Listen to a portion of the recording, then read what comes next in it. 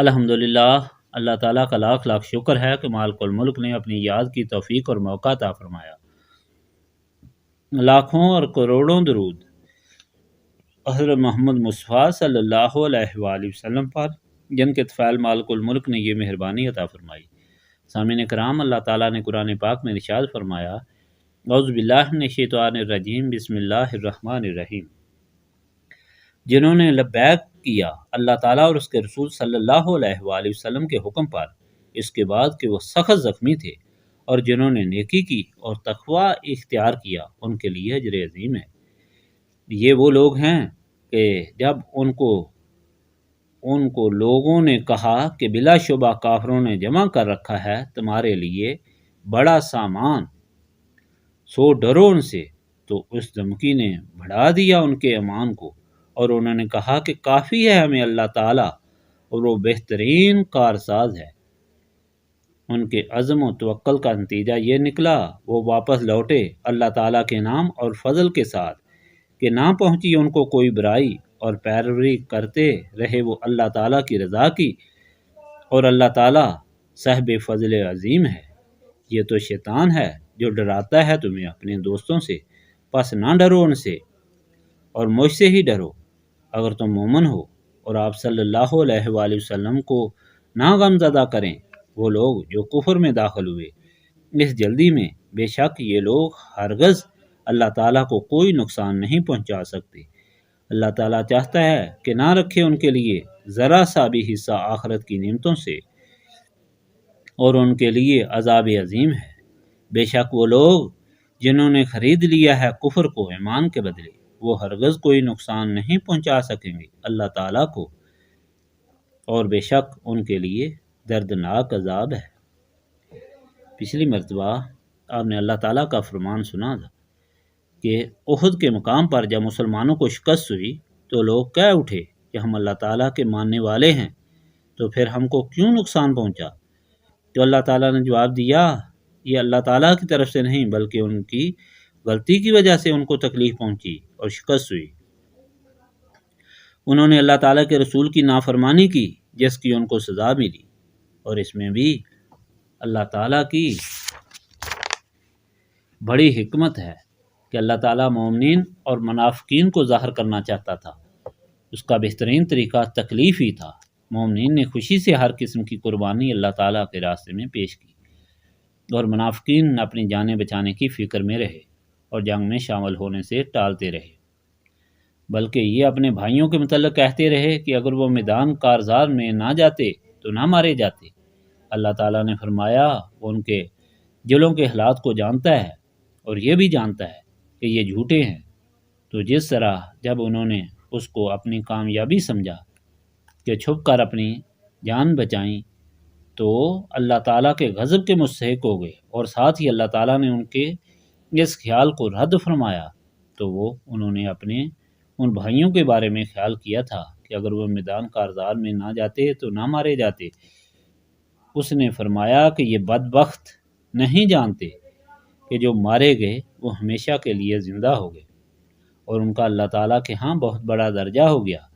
وہ ان نعمتوں پر بہت خوش ہیں، اور اس بات پر بھی بہت خوش ہیں کہ ان کے بعد ان کے لواحقین بھی جنت میں جائیں گے، کیونکہ ان میں سے ہر ایک شہید کو 70 آدمیوں کی شفاعت کا حق مل جاتا ہے۔ اور فرمایا کہ اللہ تعالیٰ کے ان بندوں کو جنہوں نے اللہ تعالیٰ کے راستے میں قربانیاں دیں، اللہ تعالیٰ ان کی قربانیوں کو ضائع نہیں ہونے دیتا۔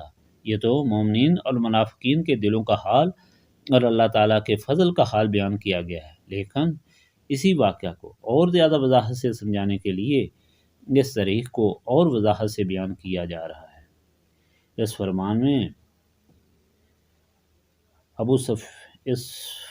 میں بیان کیا، ابو سفیان جب اپنے لشکر کو لے کر لوٹا تو اعلان کر دیا کہ ہم اگلے سال پھر بدر میں آپ سے ملیں گے۔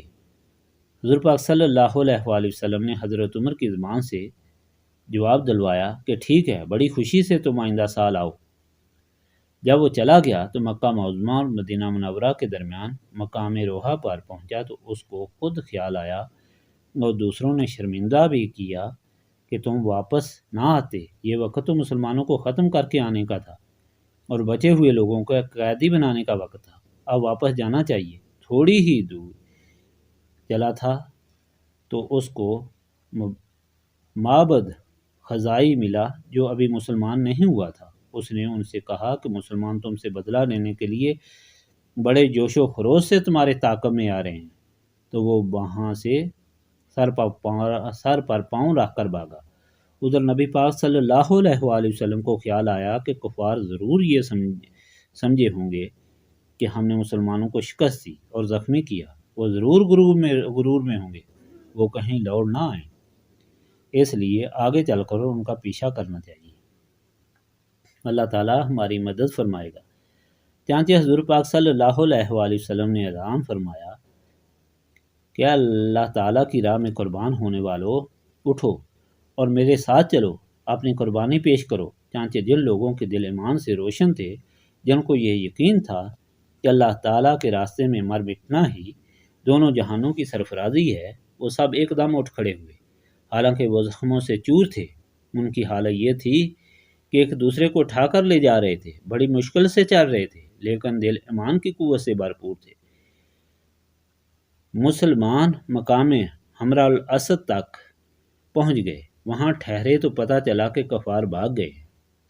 اسی سنا میں مسلمانوں کو ابو سفیان کا آدمی بھی ملا جس کا نام نعیم تھا، جو مکہ آ رہا تھا، اور جس کو ابو سفیان نے کہا تھا کہ تم مسلمانوں کو روکو، ڈرا کر کے کفار زبردست لشکر لے کر تم پر چڑھائی کے لیے آ رہے ہیں، کیونکہ اس وقت ہم قحط کی حالت میں ہیں اور حملہ کرنے کی طاقت نہیں رکھتے۔ اگر تم مسلمانوں کو روک دو گے تو تمہیں انعام میں 10 اونٹ دوں گا۔ چانچہ یہ شخص مسلمانوں کو اس وقت ملا جب مسلمان ابو سفیان کے اعلان کے مطابق اس کے ساتھ مقابلے کے لیے چل پڑے تھے۔